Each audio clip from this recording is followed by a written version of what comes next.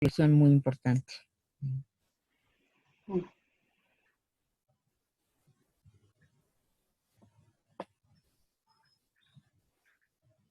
Bueno, buenas noches, me parece que ya estamos listos para iniciar.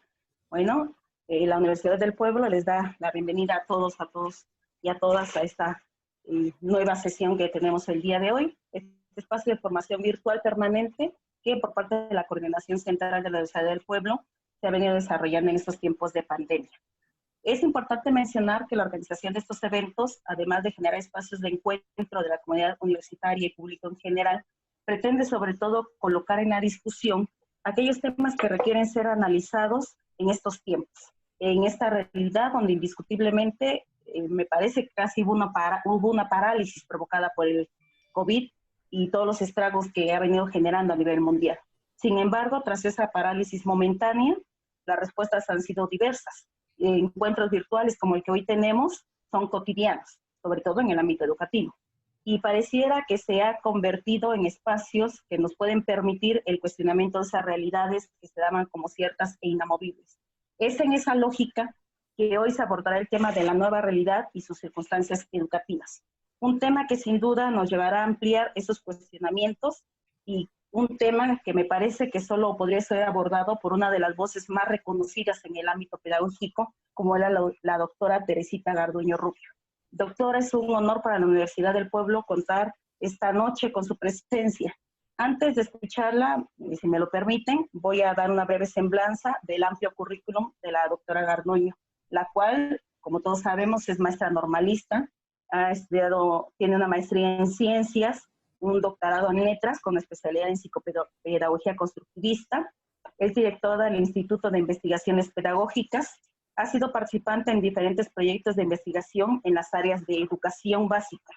Es coautora de la serie Lengua Española para niños y maestros de educación preescolar y primaria, coautora del modelo de educación intercultural para población infantil migrante, asesora para la UNESCO de proyectos de asesoría educativa en Centro y Sudamérica, directora y profesora del Diplomado Formación y Actualización Docente para un nuevo modelo educativo del Instituto Politécnico Nacional. Es activo miembro del Movimiento para una Educación Popular Alternativa, fundadora de la Red de Educación Alternativa, presidenta de la Federación Internacional de Movimientos de la Escuela Moderna y fundadora de la Escuela Activa PAI2, directora y maestra de la misma desde hace 44 años.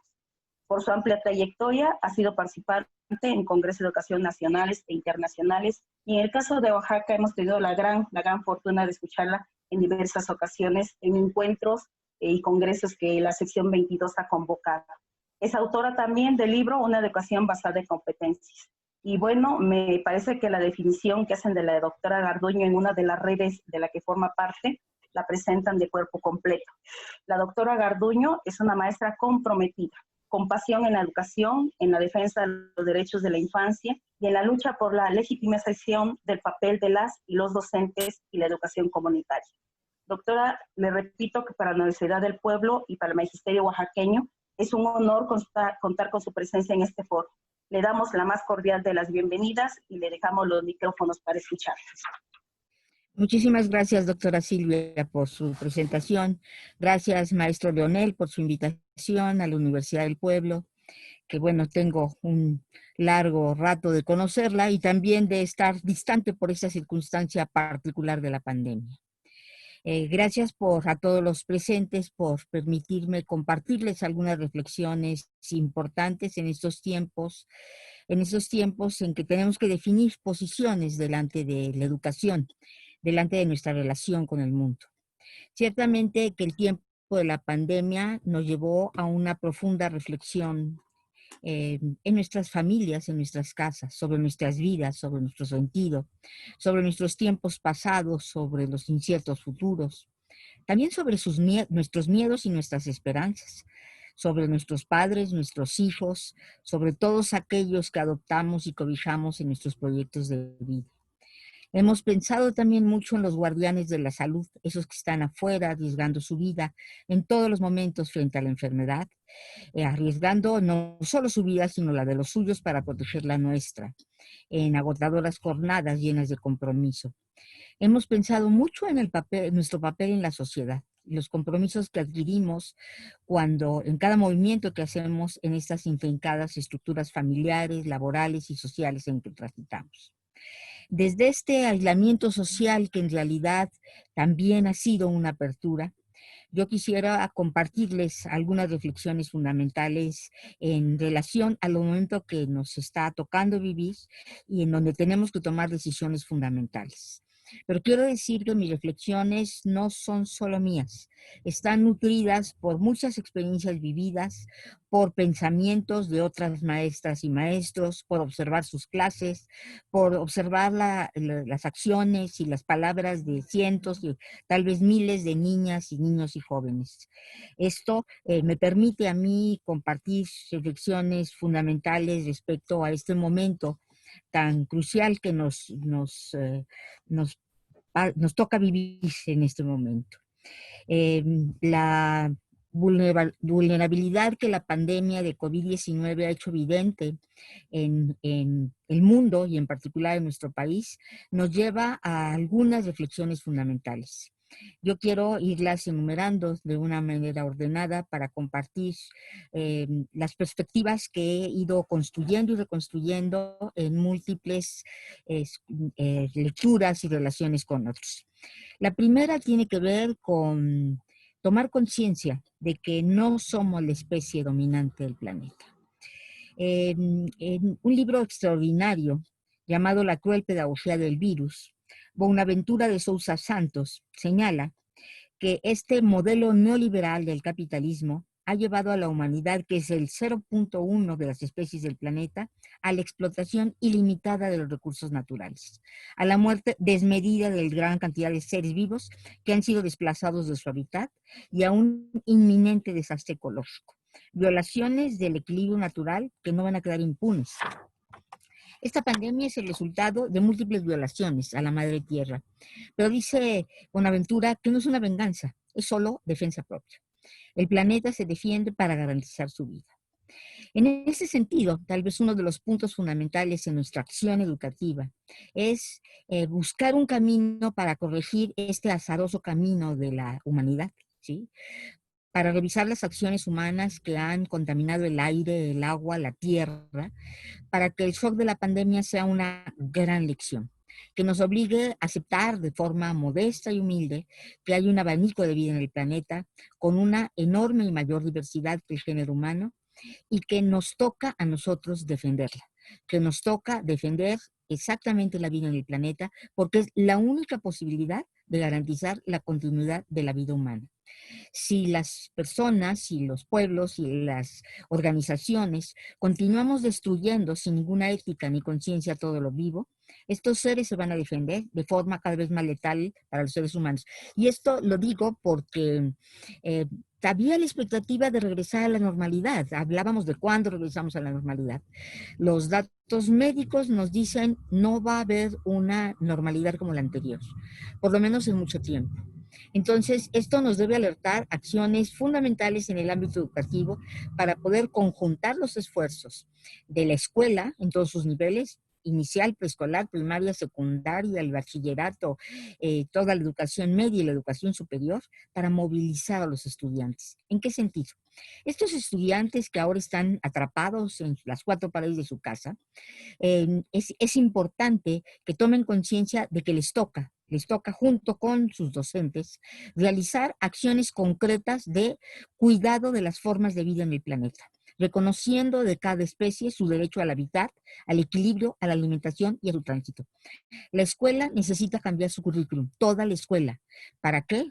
Para que haya acciones concretas de protección de la naturaleza, de defensa del agua de ríos y mares, de la protección de la tierra ante la explotación ganadera, de resistencia ante el confinamiento de la cría industrial de animales, de resistencia ante la contaminación de la minería para explotar las materias primas y tener cada vez más productos en esta desmesurada voracidad del ser humano por comprar y cambiar, el oponerse a la comercialización de las especies en peligro de extinción que están extraídas violentamente de su hábitat natural, para detener la producción de toneladas de basura que llenan los mares de trampas mortales y están acabando con las especies. Yo tengo una profunda confianza como docente que las nuevas generaciones, que los estudiantes de todos los niveles pueden cambiar las formas de consumo y de contaminación de las familias en el planeta y en particular en nuestro país. Porque una de las lecciones que la universidad, las escuelas, los preescolares tienen que enseñar es esta lección de un virus que convivía inocuamente con los animales, pero al sufrir una perturbación humana, provocó un salto letal para la humanidad que va a tardar mucho tiempo en poderse superar. Esto implica que hay que formar generaciones que se nieguen al consumismo como bandera. Si lo tomamos como una materia, si lo tomamos como una iniciativa, si lo tomamos como un proyecto, ya depende de cada quien.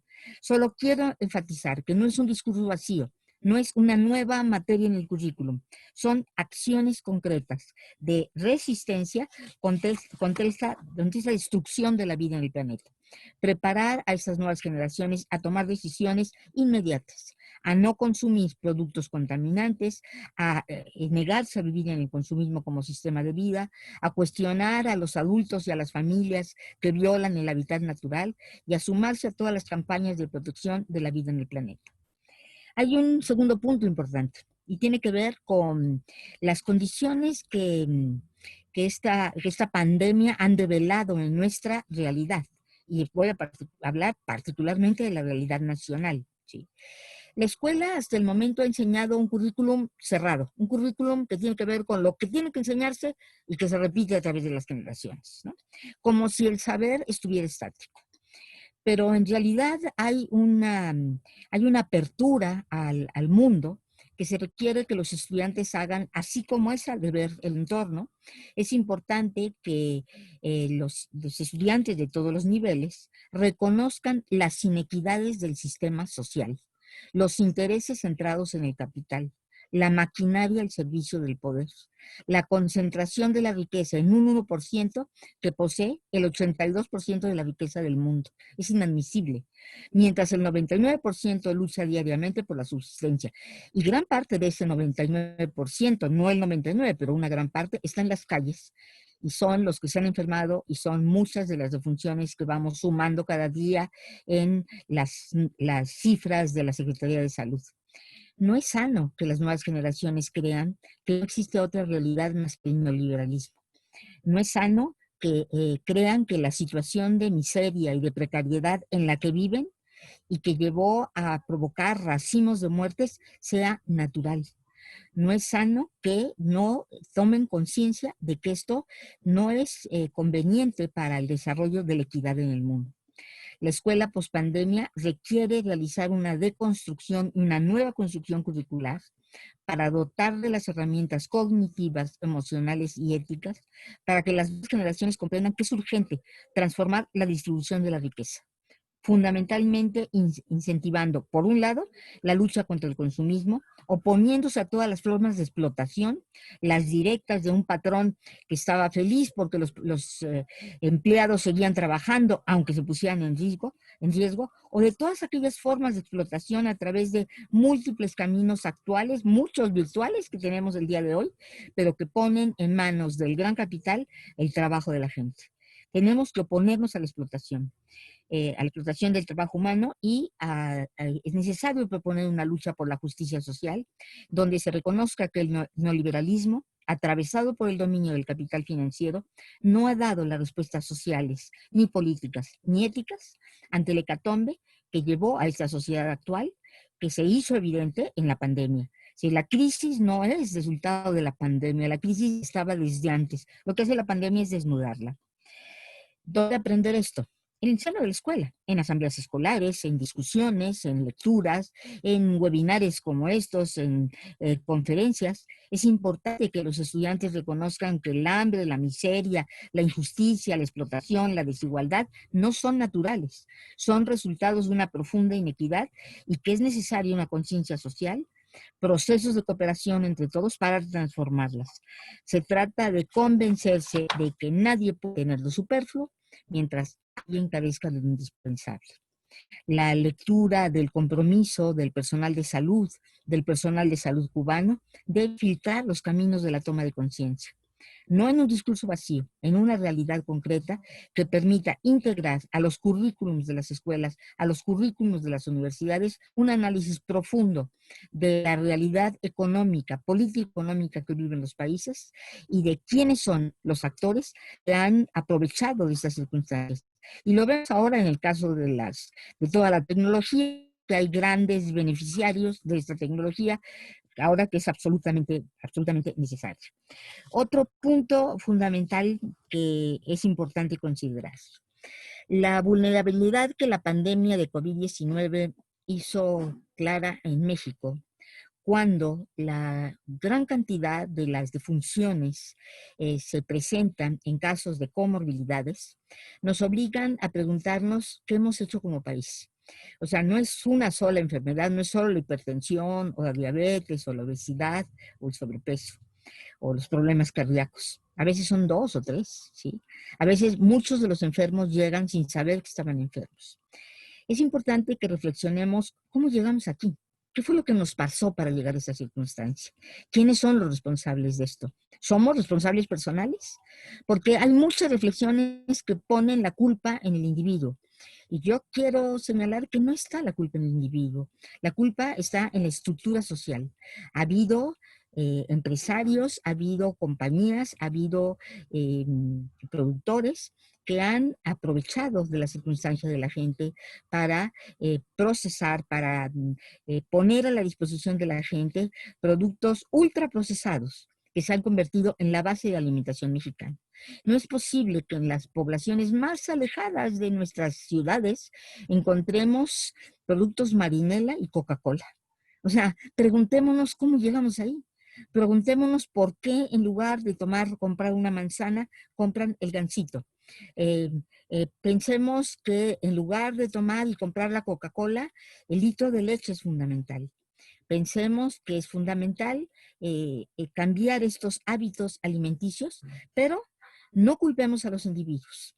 La etiquetación clara aparecerá en octubre, fue una batalla campal en el Congreso porque los empresarios se oponían.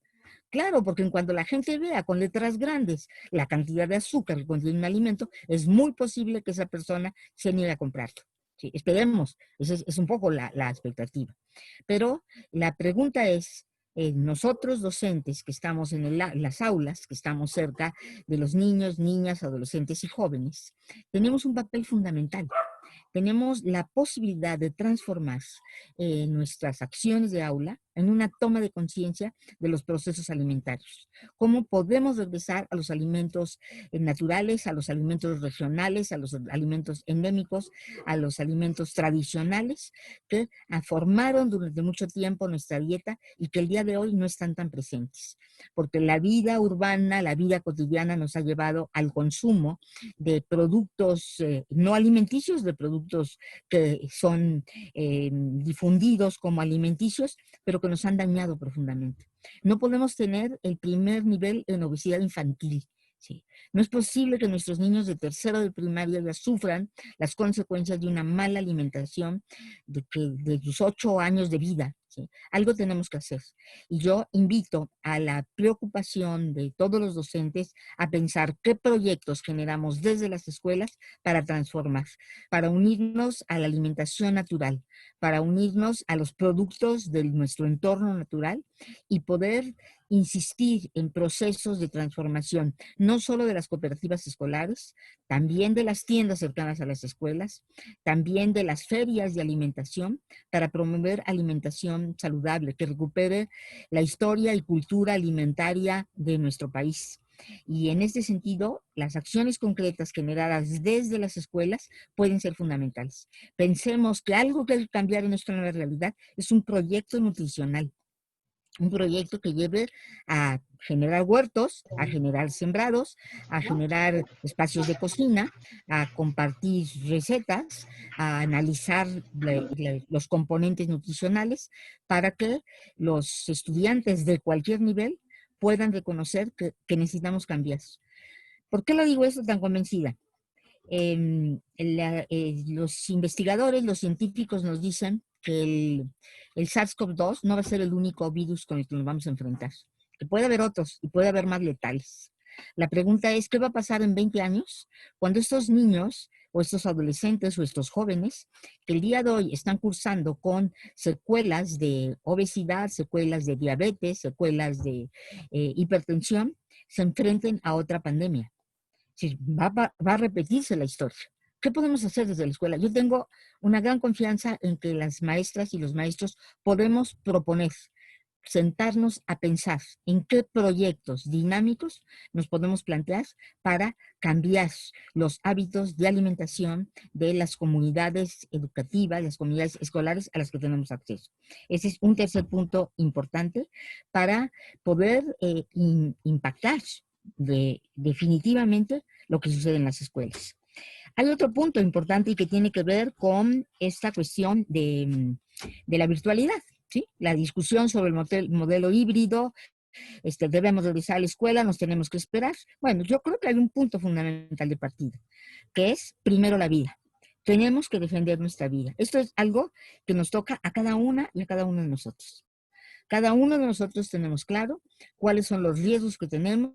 Unos por edad lo tenemos, otros lo tendrán por alguna comorbilidad, otros lo tendrán porque en la familia hay una persona que está en alto riesgo y no la pueden arriesgar.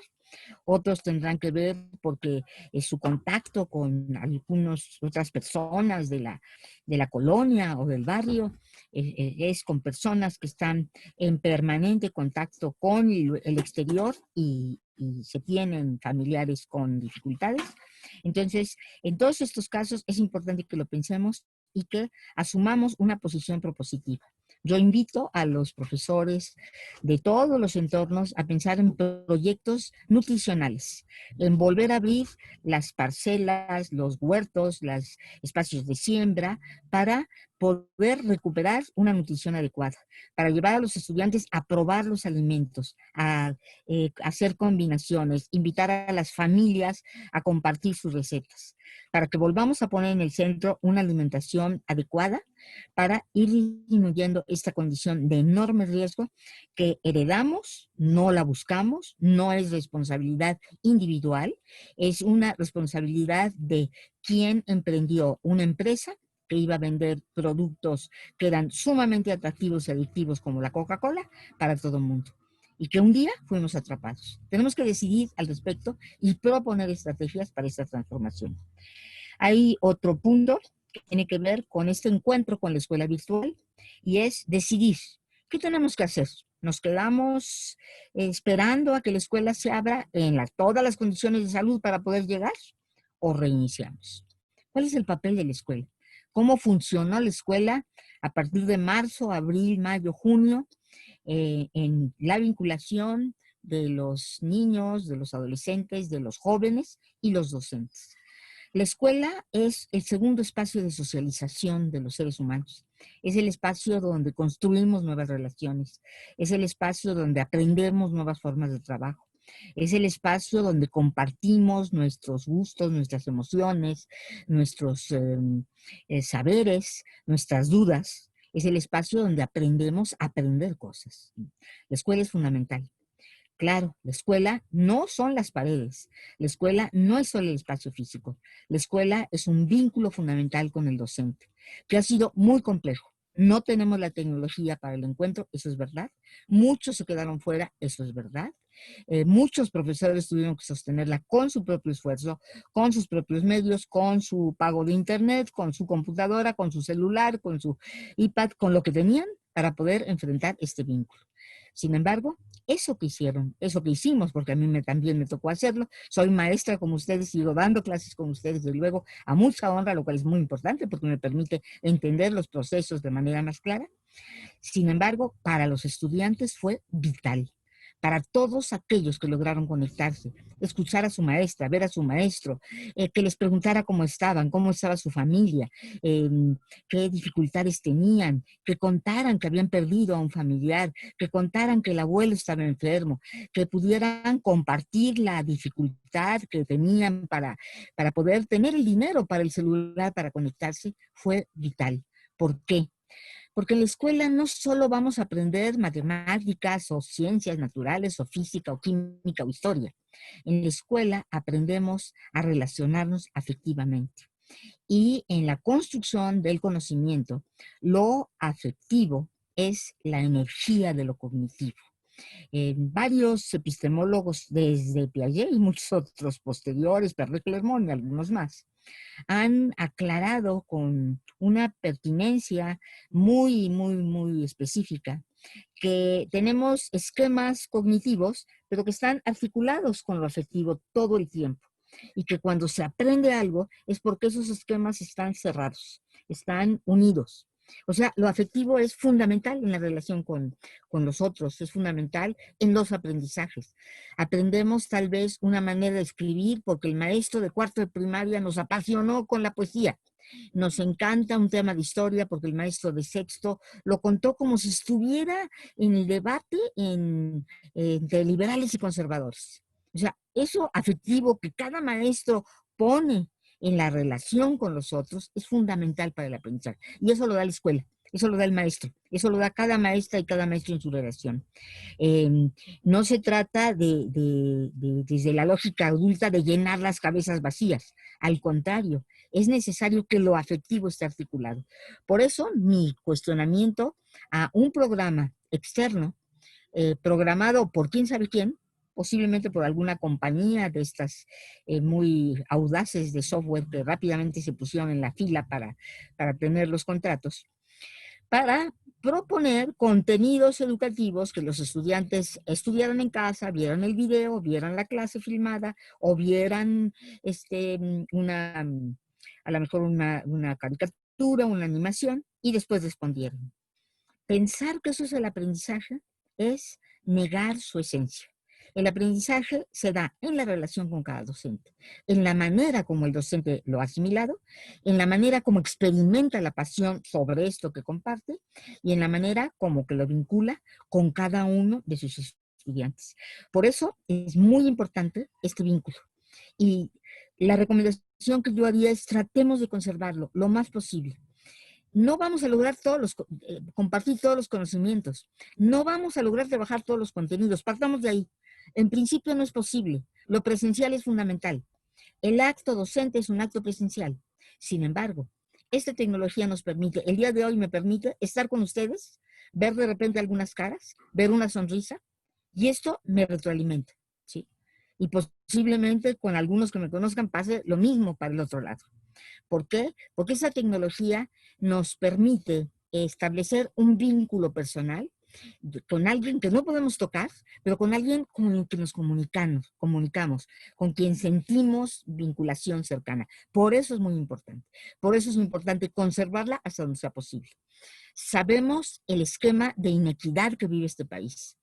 Si tenemos que buscar por todos los medios lograr cómo se den contactos temporales, contactos cada determinado tiempo, envíos de mensajes de teléfono, envíos de cartas. Acordémonos que sabemos escribir, enviemos cartas a nuestros estudiantes, mandemos por correo, busquemos todos los medios, el WhatsApp, los mensajes de voz, todo eso permite esta vinculación afectiva, que es fundamental en la escuela, que requiere y está acompañando al objeto del conocimiento. Y esto no lo podemos dejar pasar, porque si nos metemos en la discusión de presencial o virtual, híbrido o no, pensando en las dificultades de cada uno, vamos a negarles a los estudiantes lo que implica la relación afectiva. Yo les doy un ejemplo.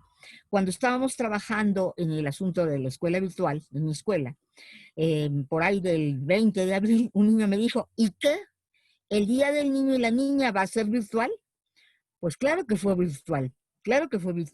Pero entonces, como equipo docente, pensamos, ¿qué podemos darles? Que sea un extra, un plus de lo que siempre hacemos con ellos. Que siempre es una fiesta, muchas actividades, juegos y demás.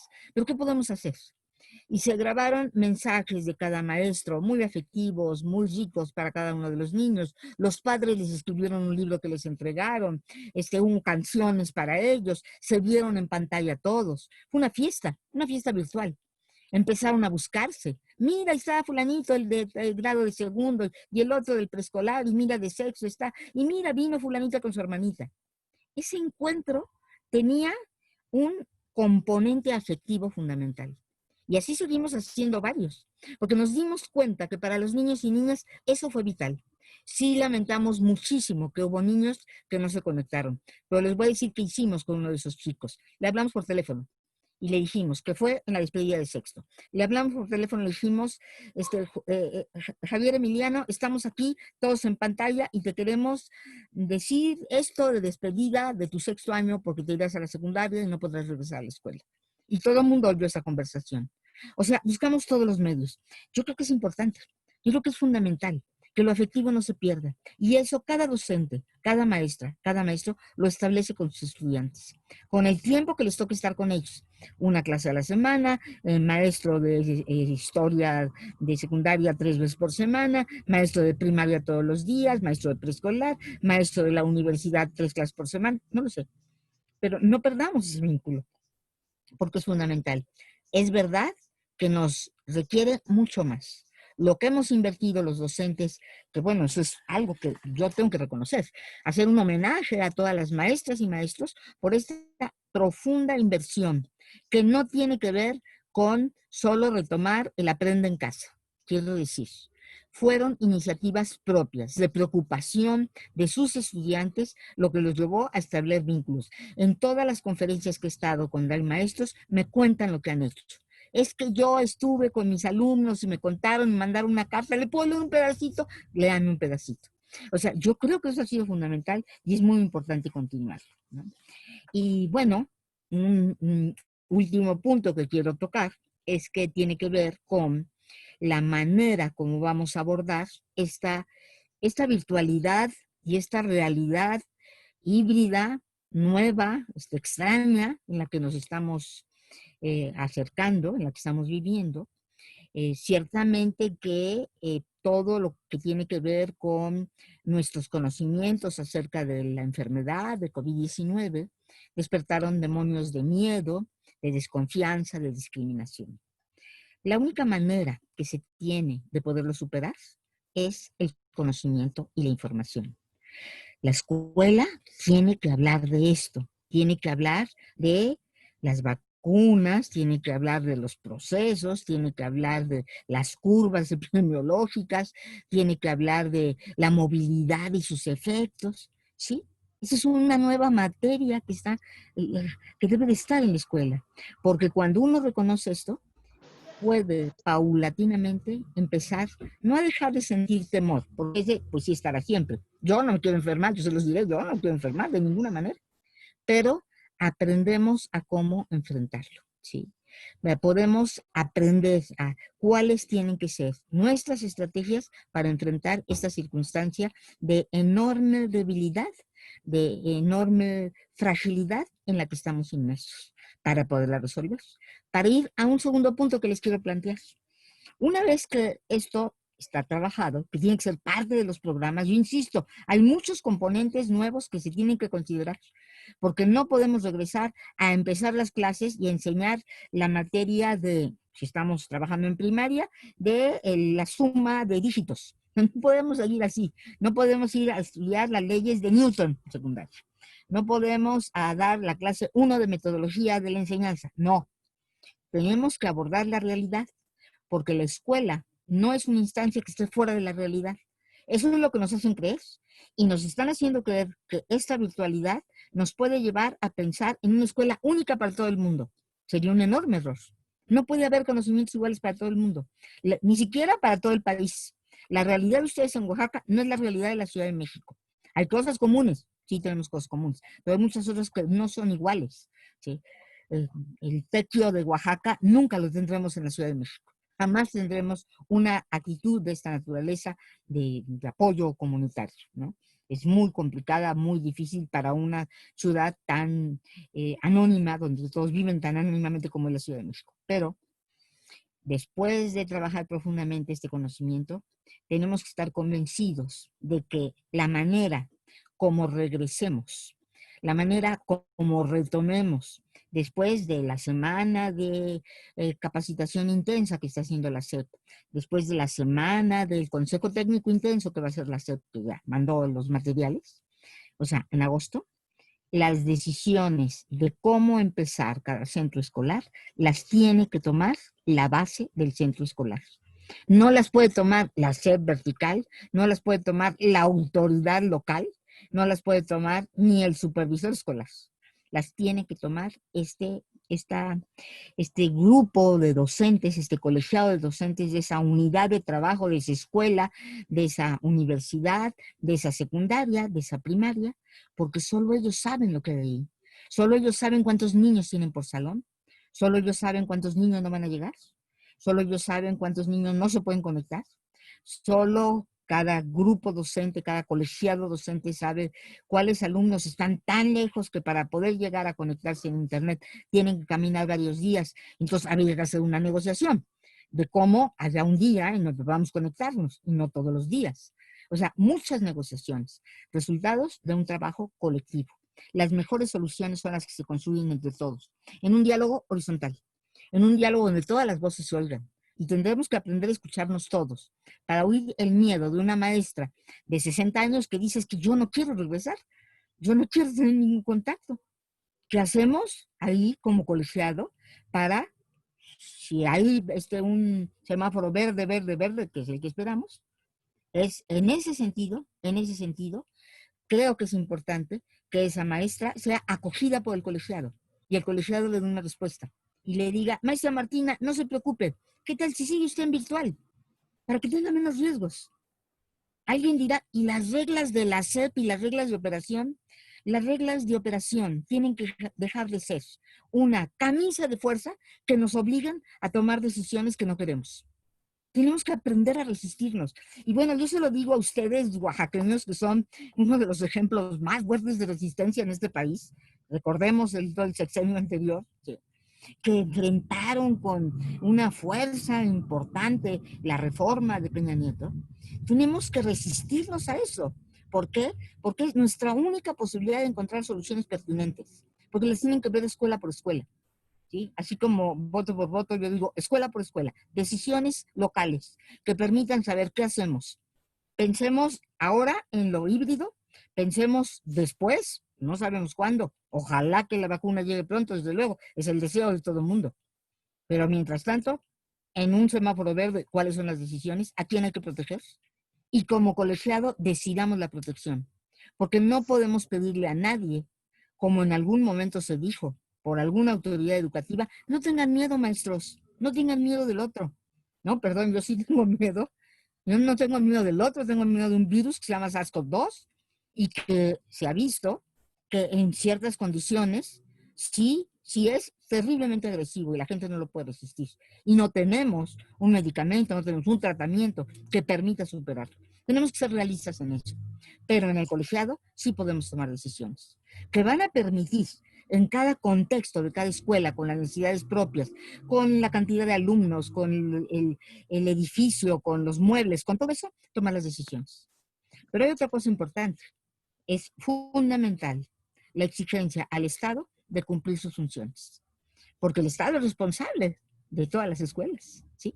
El Estado es responsable, precisamente, de la seguridad de los estudiantes. Algunos profesores de la novena decían, no se puede regresar mientras no haya una evaluación del sismo de junio, acabado de pasar. Pero tampoco podemos pensar que la revisión de las escuelas tiene que quedar en manos de los padres, porque no son personal de salud.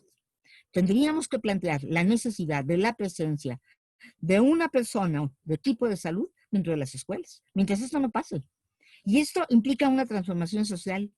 Pero yo vuelvo a repetir lo que he dicho en otros momentos. Habría que repensar si inversiones determinadas por el gobierno para nuevos proyectos son más legítimas que la vida de la gente. Eso es algo que hay que poner por lo menos entre las preguntas. A lo mejor no resolvemos, pero sí hay que pensarlo. ¿A quién le toca? Porque además nos toca el contacto con los más jóvenes de la sociedad. Somos responsables de tener la vinculación con esa enorme población que además confía plenamente en el docente. Y es ahí en donde yo digo, no, las escuelas deben tener su equipo de limpieza, su equipo de sanitización, su personal médico, que pueda acompañar a cada uno de los colectivos escolares para enfrentar la epidemia, porque la pandemia está presente, no se ha acabado, no se va a acabar pronto. No creamos que esto, cuando las curvas bajen, todo es coser y cantar. Volteemos, no olvidemos que la lectura de otros contextos, que la lectura, por ejemplo, de algunos rebrotes en algunos países de Asia y Europa, son una lección. Y ellos ya están repensando si abren la escuela o no la abren, porque es el mayor espacio de contagio. Entonces tendremos que pensarlo. Habrá que pensar qué proyectos desarrollamos en la escuela. Es una oportunidad de plantear cuestiones fundamentales que permitan avanzar. ¿En dónde? En el asunto de las condiciones de nutrición, en el asunto de la reflexión sobre la equidad y la justicia social, en el asunto sobre nuestra relación con el planeta y qué vamos a hacer. Nos toca a todos hacer la reflexión. No es solo a los ecologistas o no es solo a Greenpeace, nos toca a todos pensar, porque si no, lo que le estamos heredando a las nuevas generaciones es una hecatombe total. Si no aprendemos de esta, millones y millones de personas metidas en sus casas. Si esto no es una hecatombe, yo ya no sé qué sea, pero tenemos que aprender de ella. La resiliencia tiene que ver con la capacidad de enfrentarlo y decir cuál es la oportunidad. La oportunidad es el cambio de una propuesta curricular fundamental en todos los niveles educativos, que le permita en serio a la escuela dar una respuesta a la realidad. La escuela no puede seguir enseñando solo las tablas de multiplicar o la fórmula para obtener el calor de un experimento físico. No puede ser, no puede ser. La escuela tiene que darnos herramientas para enfrentarnos con una realidad en un entorno tanto natural, un entorno social, un entorno médico, en un entorno político, que no ha dado las respuestas. Que ha habido quien ha hecho propuestas y defenderá su posición, de acuerdo. Pero la realidad es que tenemos condiciones de marginación tan grandes, que muchos estudiantes se quedaron fuera y muchos estudiantes se salieron de su casa con los 20 pesos para entrar al internet a contagiarse. O sea, no podemos permitirlo.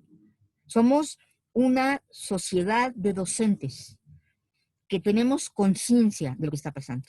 No somos solo quienes operamos un programa educativo. Esa historia pasó hace rato. No nos la creemos. Yo no me la creo y no la creo de ustedes, de ninguno de ustedes.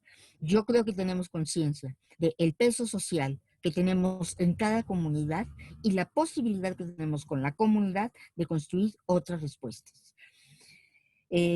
Con esto, yo quiero decirles que ojalá estas lecciones de la pandemia nos hagan un efecto muy fuerte en la conciencia para proponer, para realmente trabajar profundamente en una transformación de la escuela.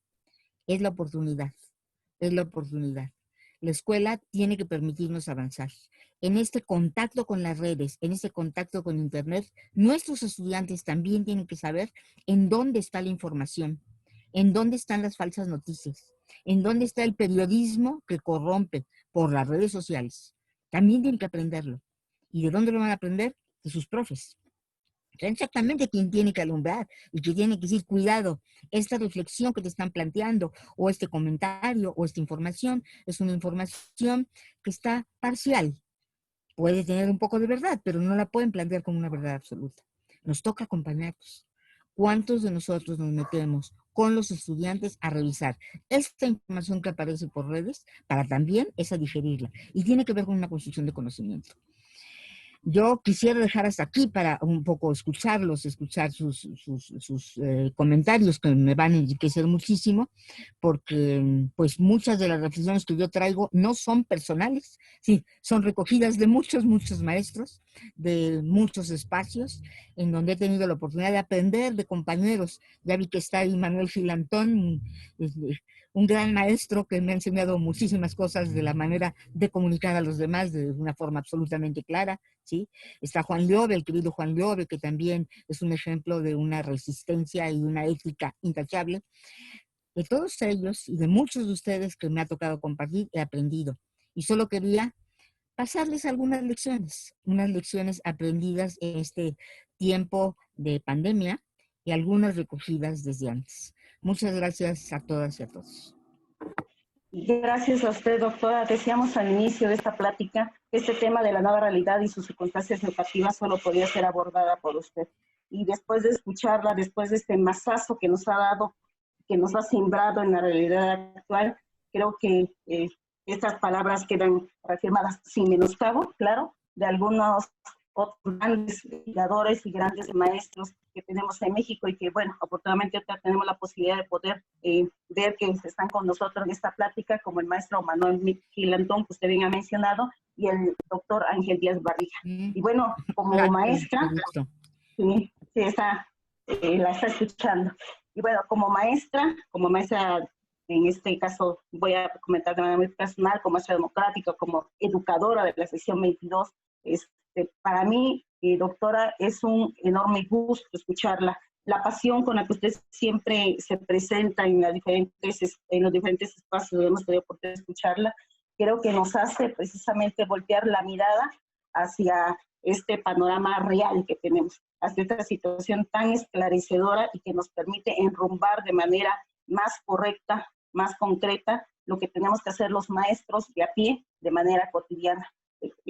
Es un honor siempre escuchar a la doctora y bueno, creo que ha sido un gran discusión y que todo esto tiene que ver con una realidad que estamos viviendo, tiene que ver con esto, lo cotidiano que se está presentando en nuestros alumnos, en nuestras comunidades y nosotros como maestros. Es verdad, Oaxaca creo que tiene una gran tradición de lucha, tenemos una gran capacidad de resistencia, más que nunca debemos ser capaces de tener esa iniciativa y esa creatividad para poder buscar alternativas, para estar de cerca con nuestros alumnos y ser realmente ese enlace entre esas angustias que nuestros alumnos tienen, esa situación de indefensión en que quedamos todos en algún momento, pero que también afortunadamente tenemos la capacidad de volver a reunirnos y poder seguir adelante. Muchas gracias, doctora, por sus palabras, por estas reflexiones. Y bueno, también aprovecho para hacerle ya los saludos. Tenemos una gran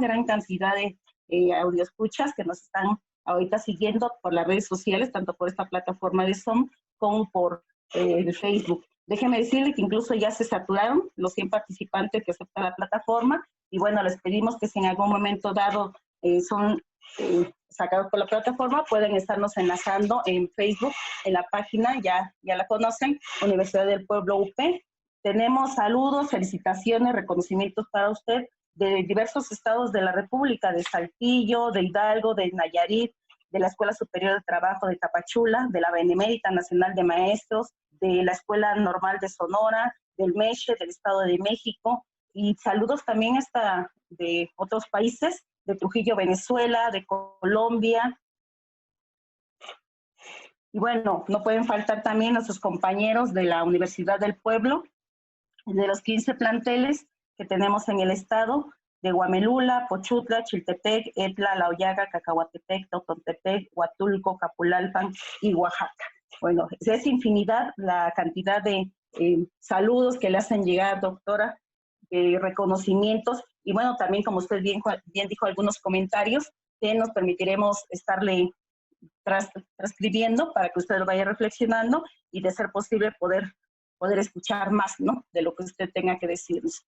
Bueno, la compañera Ruth nos habla que la valoración de las contradicciones sociales es una tarea latente para todos, desde una mirada crítica. Hoy, la participación de usted, doctora, nos permite potenciar el análisis de las realidades nuestras y de los otros para mejorar, para concretar cambios necesarios, porque esta filosofía perdura. Y le desea muchas felicidades. Tenemos también aquí en la plataforma de Zoom el comentario de otra compañera, donde aparte de felicitarla por las grandes reflexiones que nos hace, también está comentando, permítame, son tantas las cuestiones que tenemos que comentar por parte de ustedes, de esta cuestión que usted mencionó de la alimentación. que se debe considerar como una parte importante, como parte del quehacer docente y parte de nuestra vocación, nuestra vocación que tendríamos que estar haciendo los maestros en cada una de nuestras escuelas. Y la invitan a que por favor nos siga compartiendo estas reflexiones que usted tiene para ir construyendo una escuela con visión transformadora. Y bueno, le repito, doctora, hay infinidad de comentarios, de saludos, de felicitaciones y nos tardaremos un buen rato en leerlas, pero bueno, tampoco podemos dejar de lado el agradecimiento que le hacen a nuestra universidad, a la Universidad del Pueblo, por organizar este importante evento. Gracias a usted por sus reflexiones y por ayudar a trazar la ruta de la resistencia y la defensa de la escuela presencial y sobre todo pública en una perspectiva de multidiversidad. En esencia, reitera el postulado de una escuela inserta en la realidad y para la realidad, donde los maestros tengamos que apropiarnos de la tecnología y no al revés. Esta es una aseveración del compañero Juan Manuel Rendón Esparza.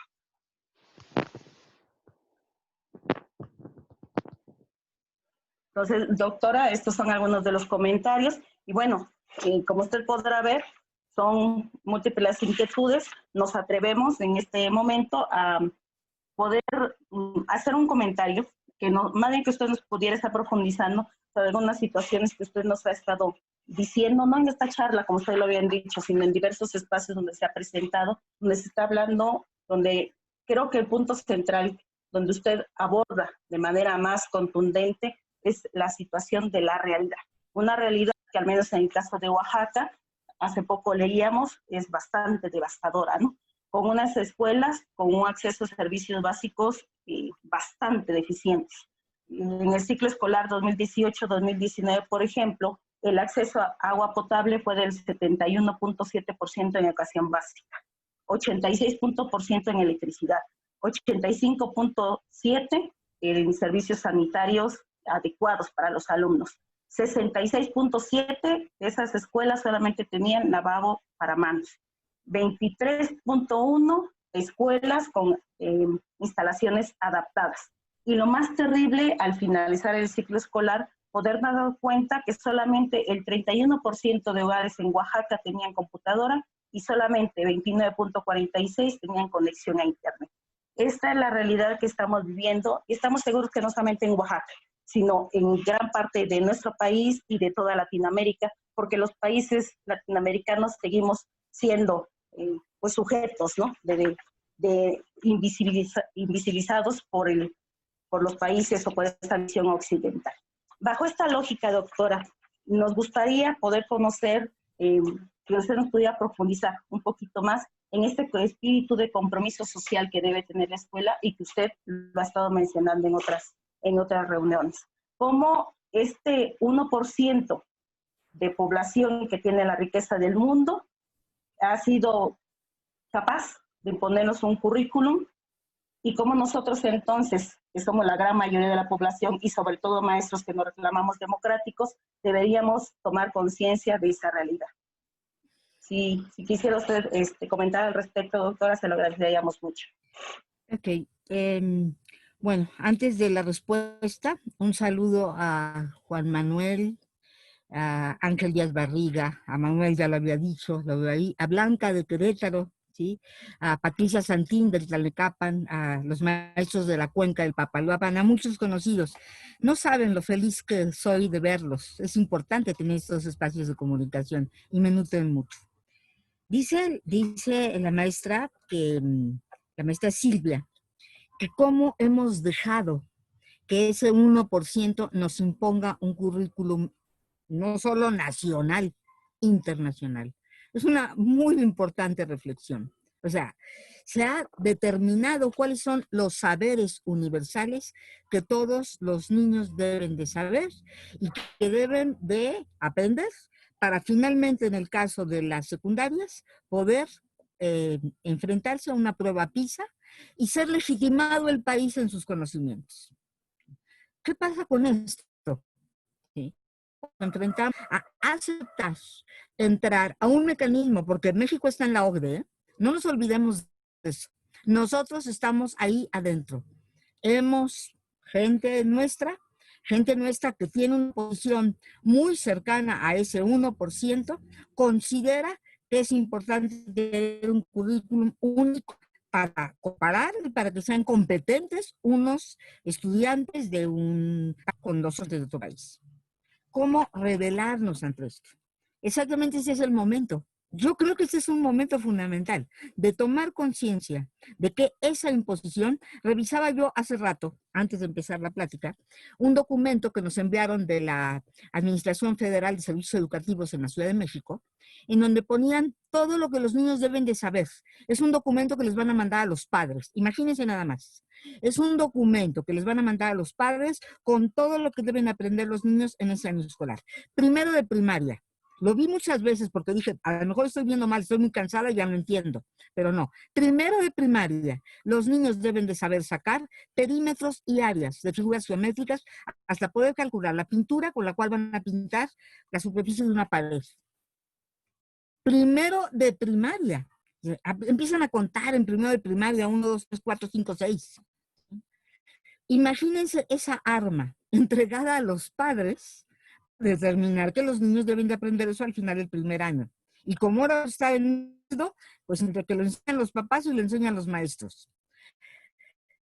Este es un modelo que ha transminado nuestros pensamientos. Yo quiero alertarles, lo aprendí en una conferencia en Oaxaca, cuando alguien me dijo, ¿qué no te das cuenta que el neoliberalismo está dentro de tu cabeza? A ver, le dije, ¿cómo está? Sí, que tú aceptas esos principios, ¿sí? Que estás participando en ellos y que los consideras legítimos. Bueno, fue una buena sacudida la que me dio este maestro, que me permitió ver, en efecto, yo tengo que cuidar mucho, que cuando yo hago un análisis de una propuesta curricular, de lo que se propone en un espacio educativo, sea pertinente para ese espacio educativo.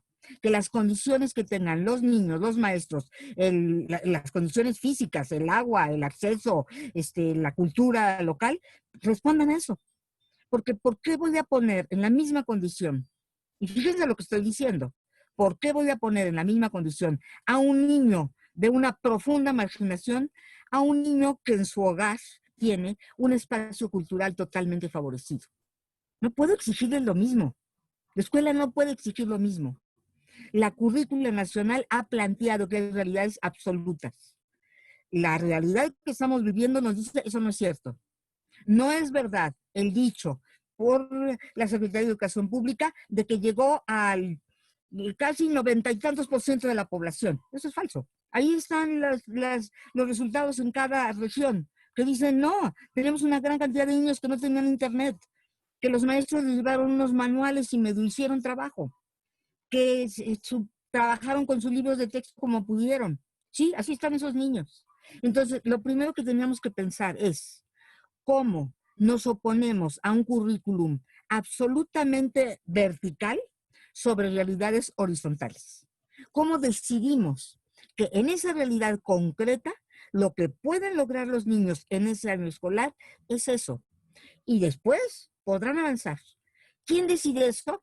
Ustedes, maestros, ustedes en su realidad, porque saben, porque oyen a los niños, porque saben cómo escriben, porque ven cómo leen, porque saben que el contacto con la lectura fue el periódico en el que envolvieron los aguacates. O sea, si eso no lo tenemos claro, va a ser muy difícil poder transformar la currícula de la escuela. Entonces, lo primero es tener conciencia de esa realidad y entonces proponer en nuestra propia realidad, desde nuestros propios saberes como docentes, cómo los voy haciendo avanzar a una mayor conciencia de su realidad, del entorno y a un acceso a productos culturales, ¿sí? Sin determinar que son los buenos únicos. Puede haber muchos otros.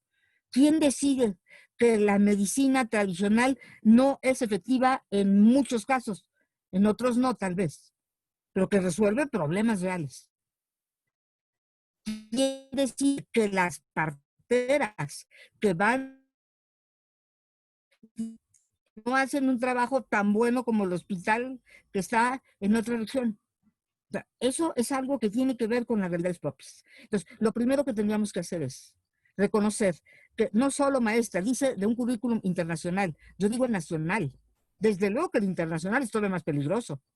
Yo no creo que los niños que están en Londres construyan iguales conocimientos que los niños que están en Puzla, en Oaxaca. O sea, tienen condiciones diferentes, ¿sí? O los niños que están en la Ciudad de México tienen condiciones diferentes y los van construyendo.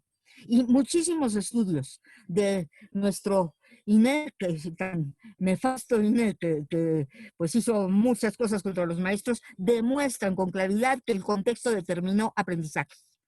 No hicieron las investigaciones. El contexto determinó, no solo fue el trabajo docente, las condiciones en que vivían los niños permitieron ciertos logros y otros no. No quiere decir que no valga el trabajo docente, no estoy diciendo eso. Estoy diciendo que está muy relacionado con el contexto en el que viven y que está muy estimulado por los diferentes elementos que se tienen en el hogar y en la convivencia cotidiana. Entonces, lo primero sería, pero en serio, yo me acuerdo de un taller que di una vez en Oaxaca, por cierto, no sé en dónde, para que no digan que un poco los pongo en evidencia. Estábamos trabajando metodología para enseñanza de la historia y de repente les pregunté a los maestros, maestros, ¿con qué currículum? Todos me quedaron viendo. ¿Cómo, maestra? Sí, les digo, ¿qué contenidos van a enseñar? Pues el programa nacional. Ahí le dije, espérenme tantito. En esta región, en donde hay una explotación de la caña de azúcar para la Coca-Cola, la mejor azúcar de esa región se va a la planta de Coca-Cola. No tendríamos que tomar conciencia de eso, que el azúcar local viene de los trapiches más viejitos que hay en la zona para poder dar azúcar a la comunidad.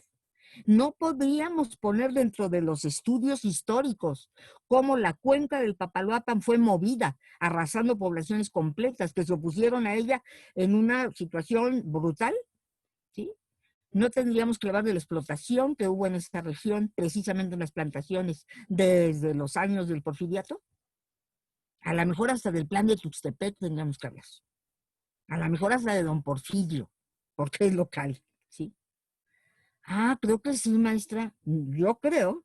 Yo les pregunté a los maestros, ¿no tendría que estar la lucha de la gente aquí dentro de los programas de estudio, de cómo sus maestros se enfrentaron y las familias los ayudaron en esa lucha de oposición a una reforma educativa que les estaba quitando su esencia y su derecho legítimo como maestros? Entonces fue cuando dijeron, desde luego, es necesario transformarlo. En ese trabajo tan importante, los maestros empezaron a construir, hicieron una propuesta curricular estupenda, después de esa primera reacción de el mismo currículum. Yo les pregunto a todos ustedes, ¿el mismo currículum será igual para todos? ¿No tendremos que aprender ciertas realidades regionales para que los niños, los adolescentes, los jóvenes de esa región tomen conciencia? Oaxaca no tendría que tener un ingrediente de una cultura de trabajo colectivo de mucho tiempo que han resistido y luchado y a veces enfrentado entre ustedes para decir, aquí estamos. Yo creo que sí. Entonces tendríamos que hablar de currículums diferenciados y de marcar una línea clara entre estas nociones internacionales de lo que se debe de aprender. Inclusive la UNESCO, cuando habla de las competencias a desarrollar en la escuela, habla de resolver el asunto de la pobreza, de resolver el abasto del agua, de resolver el cuidado de la tierra. No habla de aprender a multiplicar. Cuidado, yo creo que tendríamos que revisar en muchas declaraciones en dónde está presente una iniciativa privada que ha tomado del currículum su enorme negocio para vendernos ¿qué?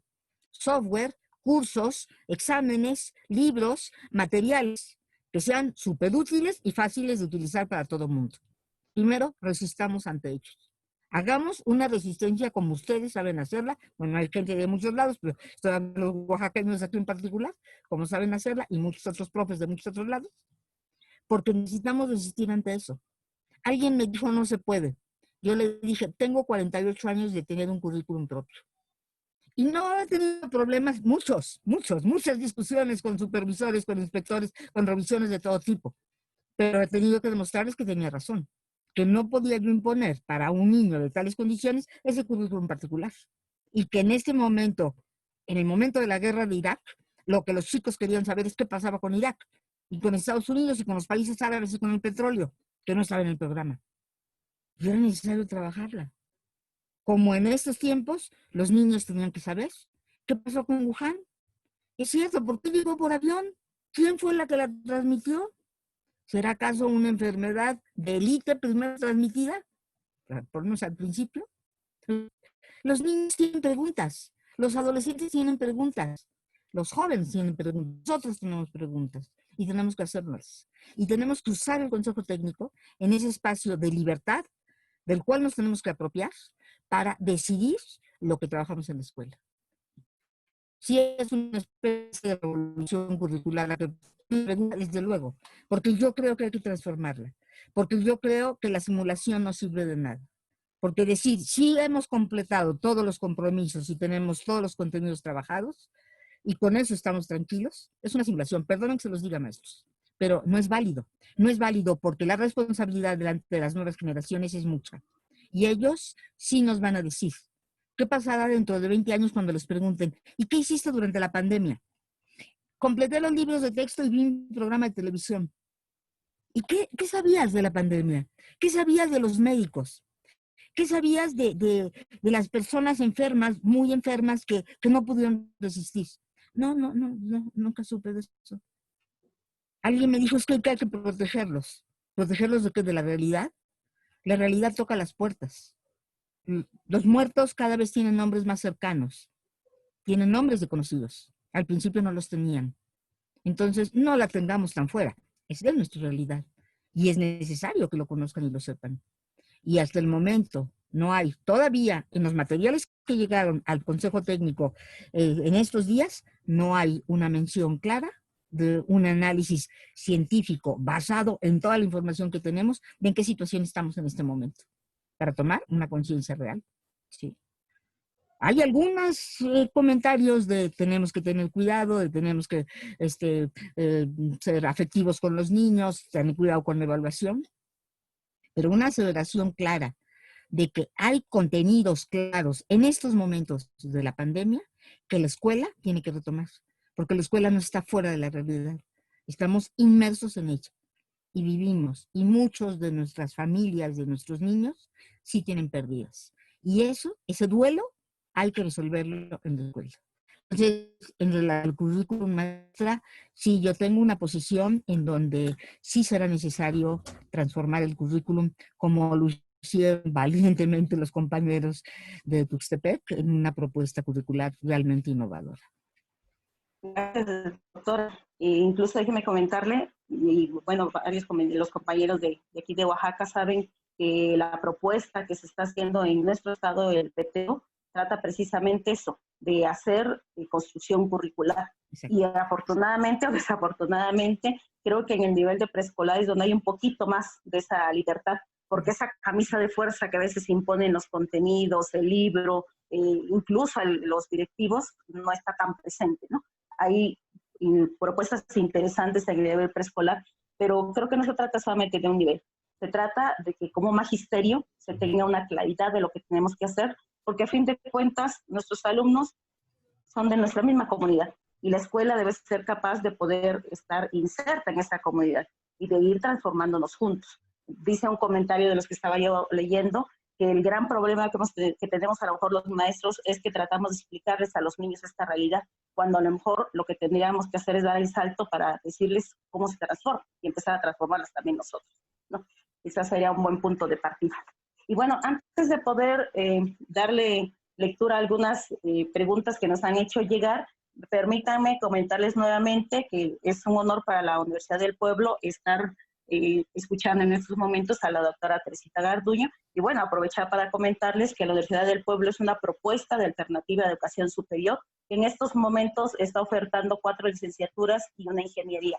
Las licenciaturas que están ofertando en cada uno de los 15 planteles de nuestra universidad es la licenciatura en Educación Intercultural, la licenciatura en Derecho, la licenciatura en Gestión y Desarrollo de las Artes, la licenciatura en Turismo Alternativo y la Ingeniería en Sistema de Producción Agroecológicos. Y recordándole también que la modalidad de estudio semiescolarizada es de manera presencial, están nuestros alumnos los sábados y domingos y se le dejan tareas o investigaciones de lunes a viernes y la edad para poder ingresar a nuestra escuela es desde que terminen el bachillerato hasta la edad que deseen. Recordándoles también que muchos, más bien todos los maestros que estamos ahí, estamos en el asunto del tequio pedagógico, porque precisamente creemos que es a partir de edad como podemos empezar a mover esta situación de ostracismo que a veces se da a nivel internacional y a nivel nacional. Y bueno, ahora sí, doctora, si me permite, le voy a dar lectura a varias de las preguntas que hay. Disculpar, planteé así en bloque, pero bueno, así se nos han presentado, se la voy a leer para después, yo sé que usted podrá darles una respuesta bastante puntual a cada una de ellas.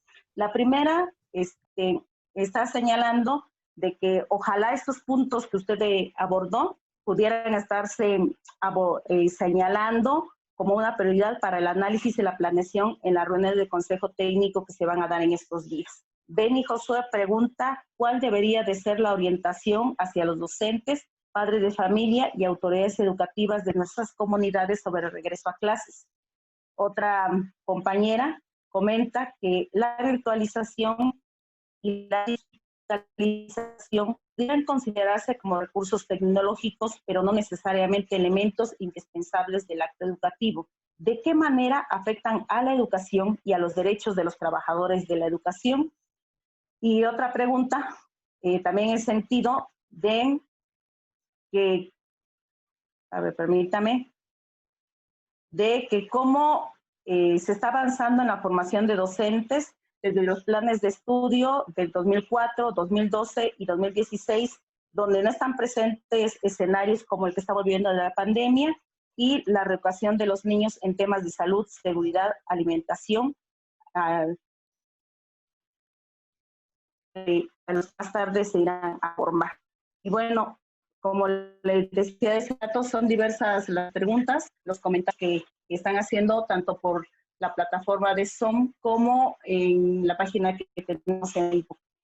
Antes de escuchar la resta, déjenme hacer ya también los saludos de varios compañeros de APA, de la UPN de Jalisco, de Michoacán, de Guanajuato, de la Escuela Regional de la Montaña de Tlapa Guerrero, de la Administración Central de Escuelas Normales en el Estado de México, de la Comisión Estatal de Educación Alternativa de Chiapas, saludo para los compañeros de Chiapas, y salud también para varios maestros de diferentes niveles que están pendientes de esta plática, desde Cartagena, Colombia, Perú, de Venezuela y de Chicago en Estados Unidos.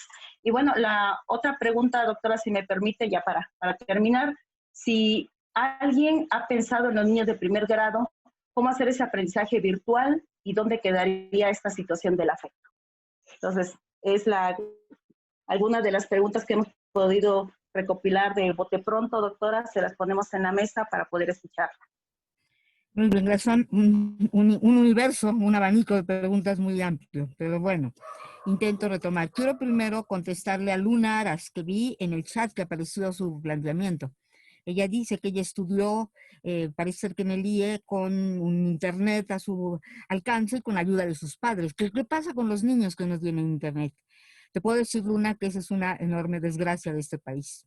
Todos estos niños marginados, todos estos niños que no tienen acceso, todos estos niños a los que hay maestros que se han acercado, hay maestros realmente muy valerosos, maestros muy comprometidos, que han llegado con materiales para estos chicos a comunidades muy alejadas. Un reconocimiento a ellos, porque sí lo han hecho, sí hay maestros que han hecho esto, y ojalá se sigan acercando, porque estos niños, para ellos, esa escuela es una posibilidad de transformación, es una realidad que cambiar. Y yo la quiero retomar con la siguiente pregunta. ¿Cómo hacer que estas necesidades que hay en nuestro país sean resueltas?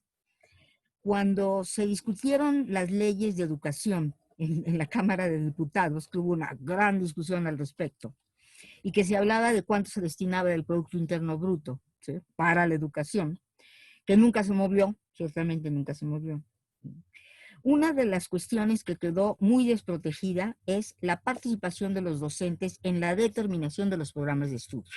Si ustedes recordarán, en ese fragmento del tercero constitucional, se habla de que se abrirá a la sociedad para que opine acerca de los planes y programas, y a los padres y los maestros al final. Cuando uno ve la redacción, dice, es claro, la jerarquía que plantearon, ¿verdad? La sociedad, La sociedad pueden ser las grandes empresas productoras de materiales que entran a tomar decisiones. Una de las cuestiones que todos estos grupos democráticos de lucha del magisterio deberían de insistir es la presencia, apoyándose en ese pequeño fragmento del tercero constitucional y que se retoma en la ley de educación, muy parcialmente, por cierto, pero bueno, ahí está, para exigir la presencia en la decisión de los planes y programas de estudio. Porque pregúntense ustedes quién está haciendo los planes. ¿Cuáles son los nuevos planes? ¿Qué planes tenemos? Los de la reforma de Peña Nieto. No tenemos otros, son los que están en las escuelas. Es el mismo programa que está, son los mismos libros, está repitiendo, solo se reeditaron. ¿Cuál es la nueva escuela mexicana? ¿Cuál es el programa de la nueva escuela mexicana? No hay un programa, es el programa anterior, pero tenemos un derecho de participación. Y yo invito a los diferentes grupos a exigir su presencia en la discusión. Si quieren virtual, puede ser virtual porque las condiciones no permiten otra cosa, pero es importante que todo esto que ustedes piensan, todo esto por lo que ustedes luchan, esté presente en los nuevos diseños curriculares. Es necesario exigir nuevamente el diálogo y la presencia en la definición de los contenidos curriculares, porque es un derecho muy, muy velado en la Constitución, pero finalmente no borrado.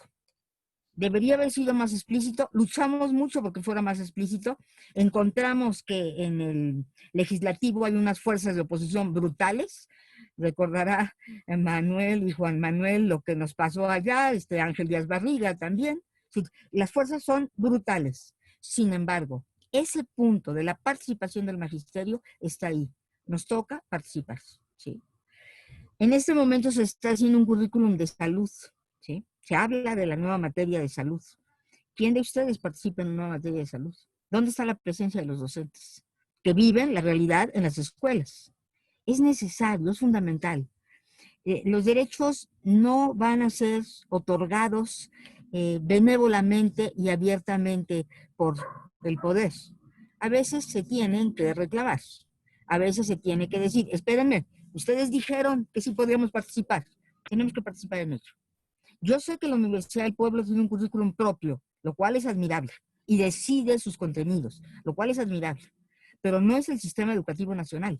Y en el sistema educativo nacional tenemos todavía una enorme herencia de contenidos, muchos fragmentados. Si cualquiera analiza los programas de estudio, hay mucha fragmentación, no hay secuencia, y tendríamos mucho que decir. Lo primero es pidamos nuestro espacio ahí. Segundo, ¿qué hacer con las familias? Las decisiones de lo que se tiene que hacer en cada comunidad se tienen que construir juntos.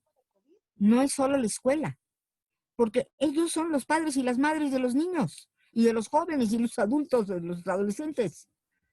¿Por qué la escuela plantea una solución totalmente afuera? Yo creo que hay que plantearla y hablarla con ellos. Yo creo que con todos los elementos hay que sentarse con la comunidad a compartir, a escuchar. Porque sí, hay mucha gente que dice los niños ya tienen que ir a la escuela, no podemos seguir teniéndolos en casa, tenemos que trabajar, se quedan con la abuela o se quedan solos las criaturas. Hay que escuchar y hay que construir soluciones comunes. Yo creo en Anneli Perelman decía que la inteligencia es una construcción social. Yo estudié con él en Usatel. Y yo también creo que la inteligencia es una construcción social. Cuando hay una interacción entre la gente, hay nuevas soluciones. Es importante hablar con las comunidades. Es importante plantear las problemáticas, plantear nuestros temores, lo que sabemos, los conocimientos, para poder tomar una decisión en consenso. ¿De qué manera afecta la educación virtual los derechos de los trabajadores de la educación? Desde luego que hay muchas más horas invertidas. Y eso cualquiera de nosotros que estemos trabajando virtualmente, sabemos lo que hemos invertido en los tiempos de trabajo virtual. Ciertamente que lo es. Se tendría que revalorar esto. Esto no ha sido tomado en cuenta por la autoridad. Inclusive hay regiones donde las autoridades locales y estatales han vigilado el trabajo de los maestros con todas las condiciones tan difíciles de desarrollo, ¿sí? Nada menos en los consejos de zona de la Ciudad de México piden el link del consejo para poder entrar los supervisores en algún momento de la sesión para ver si estamos trabajando. A esos niveles llegamos. Blanca dice que sí, seguramente que en Querétaro también. O sea, ciertamente que es cierto. tenemos que resistirnos ante ello. Sí, tenemos que decir, necesitamos un poco de libertad para poder funcionar, porque va a haber muchos tiempos que dediquemos a soluciones construidas que no tienen que ver con el plan del Consejo Técnico. Entonces, es muy importante ahí plantear qué pasa con los derechos de los maestros. Si se ofrece un curso, ahora está el curso de Google, creo que está ofrecido a todos los maestros. Utilizar la herramienta, está bien, utilicen la herramienta, cuidado, porque Google ya tiene todas las direcciones nuestras y de los niños y de las familias y de todo el mundo. Somos sujetos de toda su venta que van a ser de nuestra información. Pero bueno, tomen los cursos necesarios, apóyense entre maestros e inviten a jóvenes, e inviten a informáticos a trabajar con software libre para que nos ayude a tener otras herramientas. Hay que invitarlos. Hay que invitar a todos estos informáticos que saben de estas tecnologías que pueden generar otros recursos. Ese es un punto que nos falta explorar y que sería importante trabajar. En el caso de la formación de docentes, sí es importante que esta nueva realidad nos enfrentó a estar en contacto con los medios. Al principio la vimos muy impositiva, muy difícil, no teníamos los recursos, la computadora era la nuestra o el celular, muchas dificultades. Sin embargo, pasó un fenómeno impresionante. Yo quiero subrayarlo.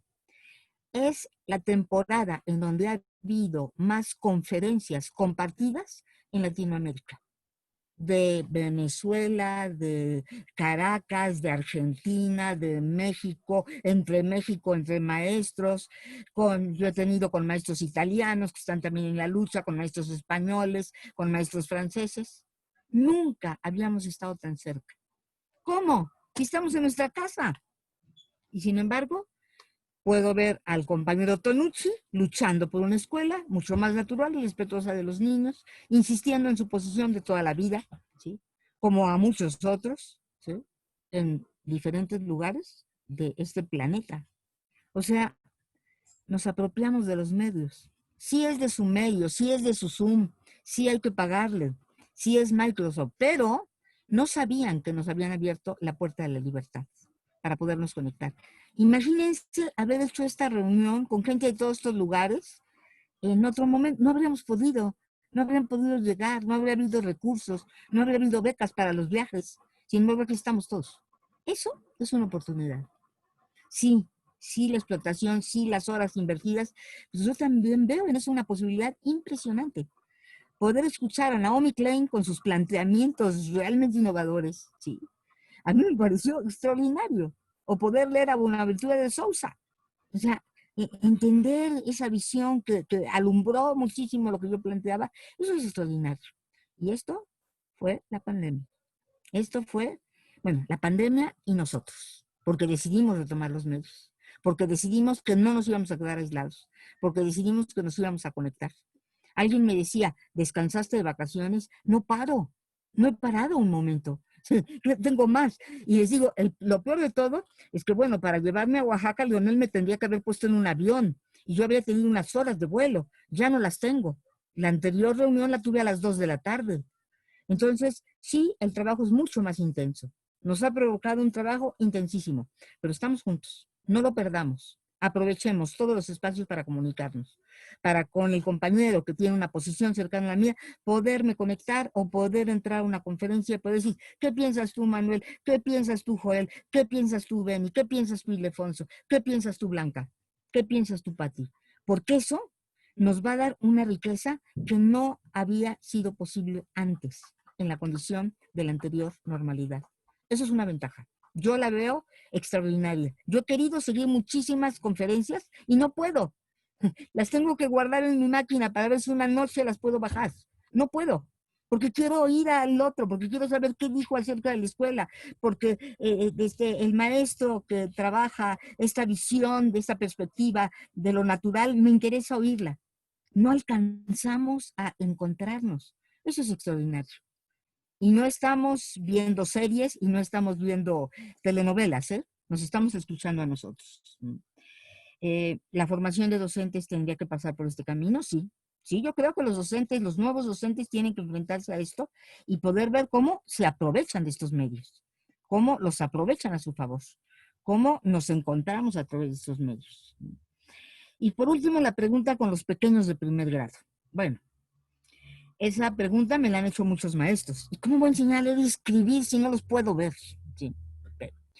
Si la escritura y la lectura son un proceso natural, ese proceso natural hay que continuarlo. Mientras estemos en lo virtual, así. ¿Saben por qué? Porque las hipótesis que los niños hagan sobre lo que significa su nombre o el nombre del compañero que puso en la pantalla y enseñó su papel con el nombre del compañero, se van a generar.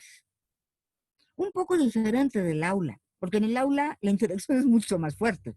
Y cuando Manuel le dice a María, ¿por qué pusiste tu nombre en mi nombre? Ese es mi nombre, y se pelean por su nombre los dos, ¿sí? Esa interacción se da en lo cercano.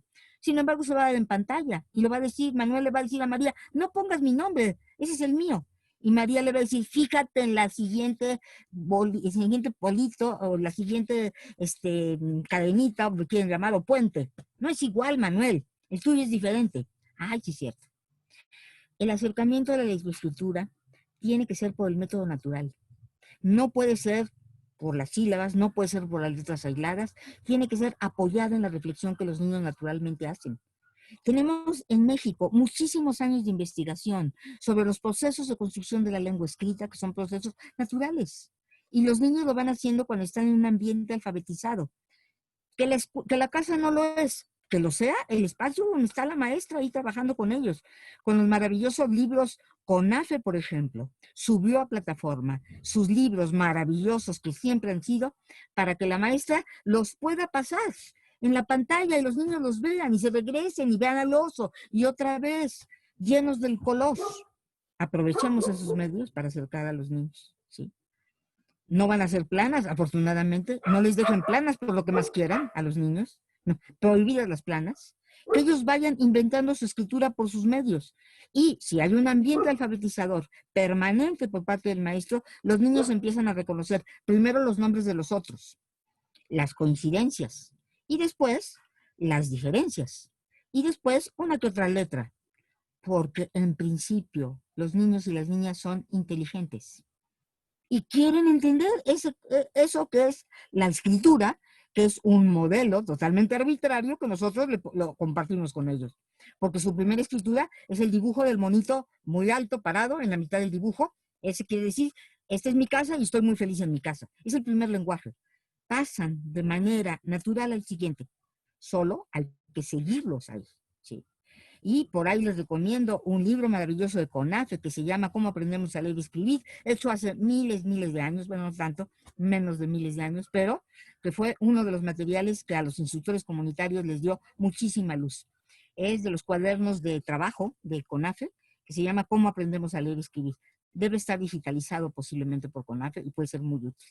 Entonces, no tengan miedo, no hay que tener temor de los aprendizajes. Las experiencias que hemos tenido nosotros a nivel de lo virtual nos han dado muchos elementos de confianza en los niños. Nosotros hicimos un festival de de teatro virtual. No sabíamos cómo iba a funcionar porque era teatro virtual. Iban a grabar en su casa. Y un chico dijo, yo no voy a grabar nada. Yo voy a hacer Emiliano Zapata en la pantalla. ¿Estás seguro que va a ser Emiliano Zapata? Bueno, el condenado enano habló con Emiliano Zapata, se puso el sombrero de Emiliano Zapata, se puso el bigote de Emiliano Zapata y habló de las tierras que le habían quitado los hacendados. Genial. Yo dije, este chico no sé si lo hubiera hecho en presencial. Tengo mis reservas. Hay cosas que pasan y esa realidad a veces nos permite ver esas cosas. Hay que irlas atrapando, hay que irlas reconociendo, hay que ver quién puede en una y quién puede en otra para poderlos acompañar. Yo creo que eso es muy importante. Y bueno, a los compañeros de los otros países me da mucho gusto que estén, que ojalá nos compartan sus realidades. Sabemos realidades muy cercanas, sabemos de la lucha de los maestros en muchos espacios y crean que tienen en México a muchos hermanos y hermanas que tenemos conciencia de esta realidad americana. En estos tiempos se está dando la reunión de los educadores Freinet, la FIMEM, la reunión internacional Freinet, y estamos pidiendo que haya una declaratoria por estos principios de lucha de los maestros en el mundo. ¿sí? Porque nos parece muy importante. Y planteamos ahí en la FIMEM que los países latinoamericanos tenemos una realidad común, una realidad que no es igual a la de Europa, no son las mismas condiciones, no es la misma cantidad de estudiantes por aula, no son las mismas condiciones de los docentes, no son los mismos sueldos, no son las mismas horas de descanso, no son los mismos accesos a la formación superior. Y que eso nos hace tener una identidad propia y tener un poco de claridad, no mucha, no total, pero un poco de claridad de cuáles son nuestras luchas comunes. Y por eso estos tiempos de conferencias compartidas en Latinoamérica y con compañeras y compañeros de Estados Unidos nos dan muchísimos elementos para saber que hay mucho que compartir, que hay mucho que construir y que tenemos mucho que aprender en común. Les mando un abrazo muy fuerte a todos los que están de otros países, me da mucho gusto saberlo, porque el conocer sus realidades nos hace mucho más sensibles a que tenemos una lucha común de una realidad latinoamericana a la cual enfrentamos todos los maestros desde cada una de nuestras realidades. Y crean que saber los presentes nos llena de mucha riqueza, de mucha empatía en ese sentido, ¿sí? Y bueno, pues a todos los maestros de México decirles que me da mucho gusto de verlos, me da mucho gusto de estar con ustedes y de volver a decir que toda esta lucha de los maestros en muchos lugares va teniendo sus frutos, va teniendo sus reconocimientos, va teniendo su otro alter que va aprendiendo de hecho. Los académicos que están aquí son los otros alter que han leído mucho nuestra realidad como docentes. Y tenemos que agradecerles que estén con nosotros, ¿no? Porque están en la lucha con los docentes, están en la primera fila de lucha también y han compartido sus reflexiones y han defendido desde otras construcciones teóricas. ¿Por qué digo esto? Porque también hay un grupo académico que legitima a la iniciativa privada, que legitima a las empresas, que legitima a la venta de los software, que legitima a la venta de una pedagogía igual para todos. Y los compañeros que están aquí son de otra ética, tienen claridad en una conciencia de justicia social. Y quiero reconocerlo porque es importante que estén aquí, ¿sí? Gracias, Juan Manuel, gracias Manuel, gracias a Ángel Díaz Barriga, gracias a Juan Llove por esta presencia, porque es muy importante, porque eso acompaña, porque se dijo durante mucho tiempo que el magisterio no tenía una profundidad teórica, y creo que la tiene muy profunda con su práctica, pero las reflexiones de ustedes acompañan este proceso y nos dan una enorme riqueza. Por eso yo quiero agradecer que estén ustedes aquí. Gracias, maestra Silvia.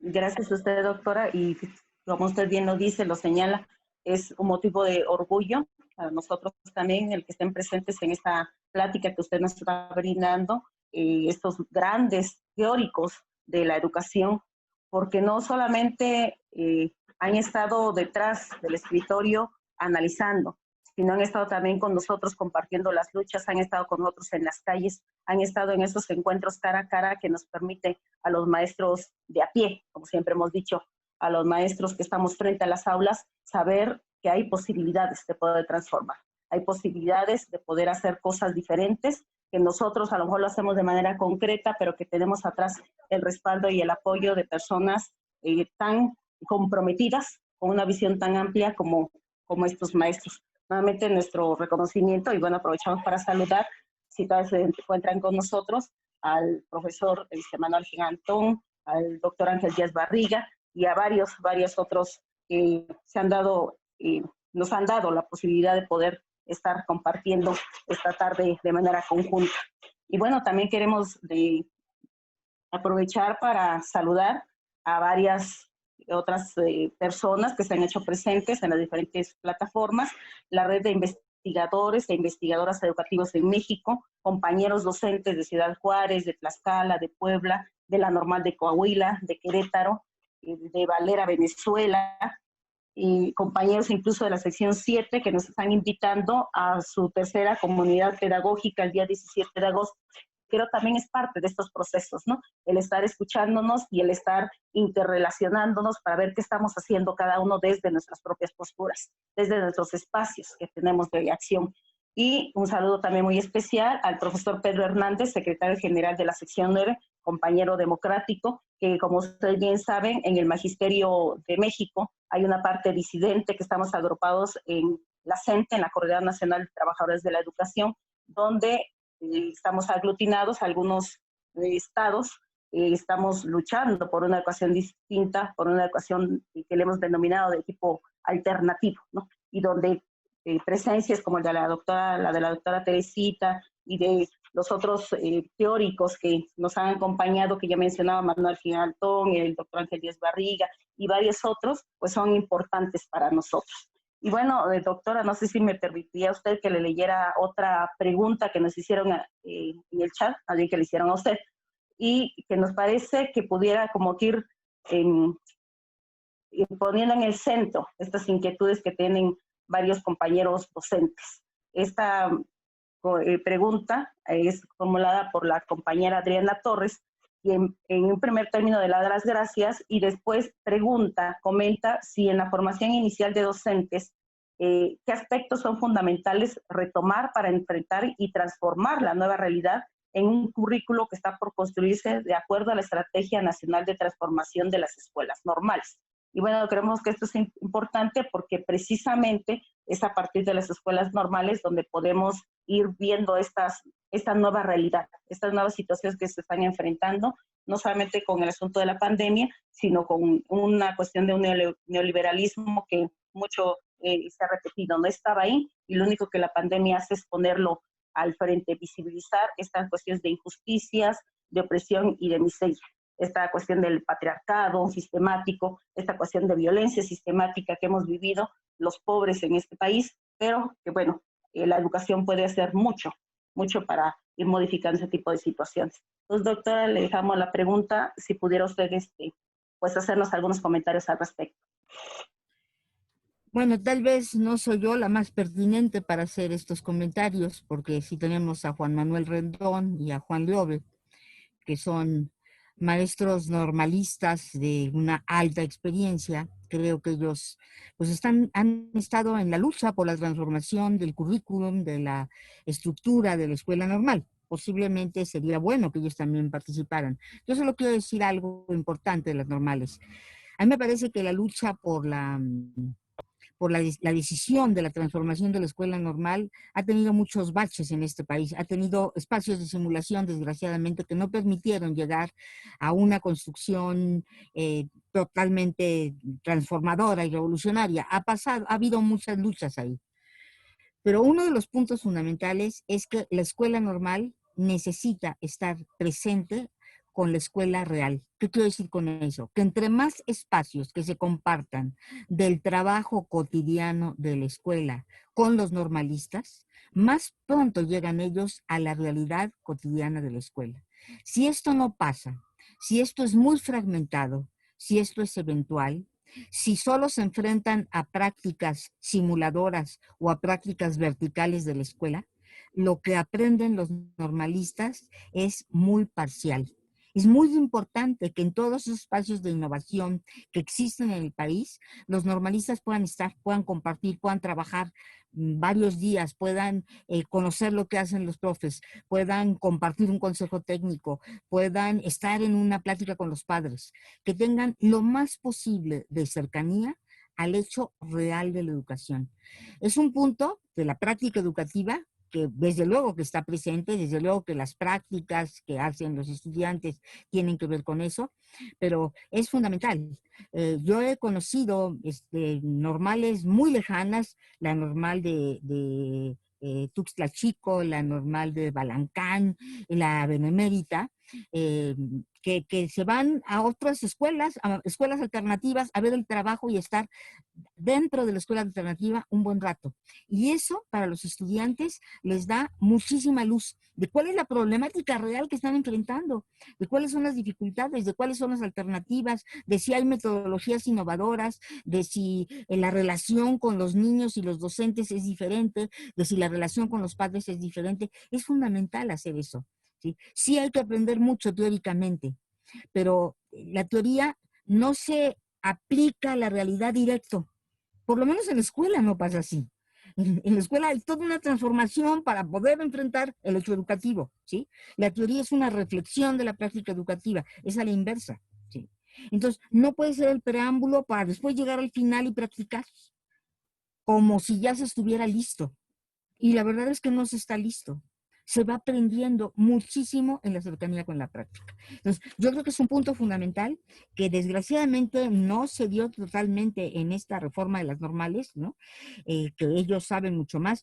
Tenemos el ejemplo heroico de la escuela de Xochimilco, Juan Globe, Juan Manuel también estuvo ahí, de una normal alternativa que no fue apoyada por un régimen de izquierda. Y eso nos provocó muchísimas contradicciones. Es decir, ¿cómo una escuela que tenía principios de transformación real, de transformación de la práctica educativa, de las didácticas que se practicaban en la escuela, no fue apoyada en el nuevo gobierno? Estoy hablando del gobierno actual, ¿sí?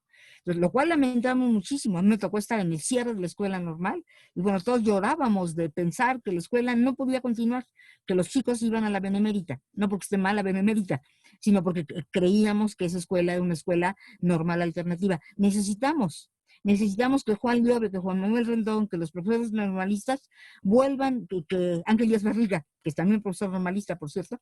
Yo no sé de Manuel Gilantón, no sé si es maestro normalista, pero si no, estaría invitado. Pero no lo eres. Pero es importante generar una escuela normal alternativa, ¿sí? Generar en las escuelas normales iniciativas alternativas. El MESFE tiene luchando un buen tiempo por lograr que sea realmente una normal rural, ¿sí? Que sea una normal como fue el MESFE. ¿Sí? Y están en pie de lucha, los compañeros de Hidalgo están en pie de lucha por eso, porque ellos saben lo que implica el internado para la formación de los docentes, es fundamental. Y todavía en este sexenio no se ha logrado que el internado se abra, ¿sí? Entonces, tenemos muchas luchas pendientes, pero una normal alternativa es fundamental, porque sí hay que generar prácticas diferentes. No se puede, perdón, no se puede llevar una práctica alternativa con maestros de la normal que dicten su cátedra y hagan un examen textual de lo que dijeron. No se puede hacer eso. Yo no puedo pedirle que vaya después con los niños de la primaria a enseñarles otra cosa, cuando el maestro de la normal les dio sus apuntes y les tomó punto por punto para que repitieran la teoría, sin ninguna disidencia de la teoría, sin ninguna reflexión, sin ninguna contrastación. Eso no se puede hacer. Por eso se necesitan normales alternativas. Por eso es fundamental. Y acercarlas a la práctica educativa lo más que puede. En los encuentros de escuelas alternativas siempre tenemos normalistas, sobre todo de esas normales que están presentes, que se acercan con muchísimo esfuerzo por lo que implica trasladarse a todos lados del país donde se dan los encuentros de escuelas alternativas, ¿no? Que ojalá muchos de ustedes estuvieran en esos encuentros porque sería muy enriquecedor. Pero hay muchos normalistas que van a ir aprendiendo, a ir conociendo, a ir reflexionando junto a los que ya tienen más tiempo. Es importante. Pero yo creo que sí se requiere mucho acercamiento a la práctica y generar escuelas normales realmente alternativas. Los internados tienen un espacio de aprendizaje de la colectividad privilegiado, porque tienen que resolverlo, porque tienen que tomar ideas de cómo resolver ahí en ese entorno del internado problemas de convivencia, problemas de comisiones, problemas de responsabilidades, y eso forma a los estudiantes, los tiene que formar necesariamente. Yo no tuve, yo soy normalista, pero no tuve el privilegio de estar en una normal con internado, ¿sí? Entonces no sé lo que es eso. Pero lo que yo he visto de los normalistas que están en Michoacán, de los egresados del MESE, de otras normales, lo que viven al interior es un aprendizaje de vida fundamental y que les hace construir la idea de comunidad como punto fundamental de construcción conceptual para poder enfrentar a otras comunidades. Es indudable que las escuelas, las normales rurales, son una vanguardia en este asunto de la lucha del normalismo. Para quienes no conocen esta historia, en el país, en México, hay toda una eh, historia de lucha y de agresiones, de desapariciones, de asesinatos de compañeros normalistas. Quizás los más conocidos han sido los compañeros de Ayotzinapa, pero antes de eso, compañeros asesinados a mansalva por la policía en el Meche, compañeros de Tenería también agredidos por las policías, y de hecho todas las escuelas normales que están agrupadas a nivel nacional en la FECSUM, la Federación de Estudiantes Campesinos Socialistas de México. Entonces, esta parte de las escuelas normales rurales creo que es importante porque, repetimos, son el asunto de la vanguardia, son la lucha del normalismo que debe estar vigente y que desafortunadamente en este sexenio me parece que nuevamente están siendo desdeñadas. Tan es así que la propuesta de la licenciatura en educación inicial no va a ser dado en las normales, sino se está planteando para que sea dado en las universidades. Entonces, es una cuestión que también debe de estarse poniendo en la mesa y que debe de empezar a darse la lucha desde ahí. Y bueno, también retomamos y queremos comprometer también en este momento a varios de las personalidades que nos están acompañando, al doctor Manuel Gigantón, al doctor Ángel Díaz Barriga, al maestro Juan Manuel Rendón, a Juan Alover, a usted misma, doctora, para que podamos tener otro encuentro. Creo que hay muchas inquietudes por parte de los compañeros, estamos realmente interesados en poder escucharlos, en poder conocer las diferentes propuestas que tienen cada uno de ustedes en los diferentes espacios donde están trabajando. Y bueno, ojalá podamos en una próxima sesión tenerlos juntos, sería un buffet pedagógico riquísimo para la Universidad del Pueblo y para todos los que nos estén escuchando, tanto a nivel nacional como a nivel internacional. Ojalá esto sea posible y bueno, por el momento creo que no nos resta más que agradecerle su presencia, agradecerle estas reflexiones que nos ha hecho y sobre todo que nos hace reconsiderar y recapacitar, ya lo hemos dicho en otras ocasiones, que el docente y el ser humano en general creo que lo que menos debe perder es esa capacidad de asombro. Mientras dejemos de asombrarnos, estamos perdidos, ¿no? Hay que mantener esa capacidad de asombro y en esa medida vamos a poder hacer el acto docente como un acto de amor, pero también un acto de construcción, un acto de denuncia y un acto de poder estar transformando esto que vemos de manera cotidiana. Le agradecemos nuevamente esta plática que tuvo con nosotros. Esperemos que no sea ni la primera ni la última vez. La Universidad del Pueblo siempre tiene las puertas abiertas para usted. Y bueno, antes de despedirnos, le recordamos, les hacemos la más amplia de las invitaciones para que nos estén escuchando en las próximas reuniones que tenemos virtuales. La próxima va a ser el día viernes con el tema andragogía y la educación superior, que va a ser dictada por el doctor Flavio de Jesús Castillo Silva y va a ser moderada por la compañera, la maestra Soledad Díaz Méndez del plantel Pochutra de nuestra Universidad del Pueblo. Así que esperemos poder tenerlos ahí y no nos pierdan de vista porque seguramente tendremos la posibilidad de poder escuchar a la doctora Teresita y a muchos otros de estos teóricos importantes, maestros, que han estado, repetimos, del lado de la lucha del magisterio democrático, de este pensamiento crítico que se está haciendo y decolonizador que se está tratando de construir en Latinoamérica. Le damos las gracias, doctora, y bueno, no quisiéramos irnos sin que antes usted pudiera también despedirse de todos, la gran cantidad de personas que estuvieran escuchándonos en esta conferencia. Pues yo les quiero dar las gracias primero a Leonel, a Silvia, a la Universidad del Pueblo por esta invitación, por este espacio privilegiado para compartir. Creo que cuando uno habla y cuando uno explica su pensamiento y retoma los pensamientos de los otros, sigue aprendiendo. Les quiero agradecer este espacio de aprendizaje, muy importante. Quiero agradecer que me hayan permitido encontrarme con muchos amigos y amigas. Es importante vernos, es importante encontrar a los amigos en estos tiempos de pandemia y poder compartir con ellos reflexiones. Es importante, les agradezco mucho el contacto también con todos los maestros de la Universidad del Pueblo, que pues son realmente combativos, éticamente correctos en su sentido de solidaridad con los compañeros estudiantes. Si ustedes no hicieran ese tequio, no habría Universidad del Pueblo. Yo quiero reconocerlo, es muy importante el trabajo que hacen, que permite que la Universidad del Pueblo esté en las comunidades, en lugar de que las comunidades vayan a las ciudades, porque es legítimo tener un espacio de formación en su espacio de vida, y eso es lo que están haciendo ustedes, y yo quiero reconocerlo. Y por último, quiero agradecer muchísimo la presencia de los compañeros y compañeras de otros países. Creo que el poder compartir, el poder reflexionar en conjunto, el poder recoger los comentarios que están haciendo, nutre muchísimo. Decirles que estoy con todos ustedes, que sigo en la lucha con todos, que los admiro muchísimo a todos, a cada una y a cada uno de ustedes, por el espacio en donde luchan, en donde trabajan, en donde se comprometen, en donde reflexionan, que es un espacio enriquecedor para mí y que me permite continuar también acá, desde este espacio, compartiendo. Y pedirles que no vayan a abandonar estos espacios para compartir con los demás. Son muy, muy importantes, ¿no? Muy importantes que nos permiten crecer. Y es una nueva manera de aprender. Entonces, aprovechémoslo. La tecnología quiso tomarnos entre sus garras. Nosotros rebasamos a la tecnología al encontrarnos con todos aquellos con los que compartimos una visión del mundo. Y esto no sabían ellos que iba a pasar. Entonces, tenemos que aprovechar esta oportunidad, seguir abriendo muchos espacios para compartir, ¿no?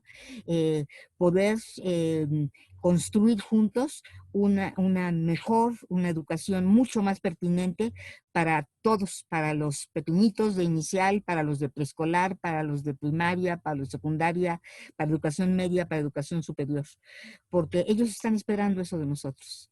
Es muy importante saber que detrás de cada uno de los que están aquí hay 20, 50, 70, 100, muchísima gente detrás. Eso es muy impresionante, porque hay mucha gente que depende de sus reflexiones y el poder tener un espacio para compartir es fundamental. Yo les agradezco mucho su presencia, les abrazo de todo corazón, les pido que se cuiden mucho, es muy importante seguirse cuidando porque queremos seguir combatiendo en este mundo de la educación, tenemos muchísimo que hacer todas y todos. Muchas gracias por el espacio, gracias Leonel, gracias Silvia.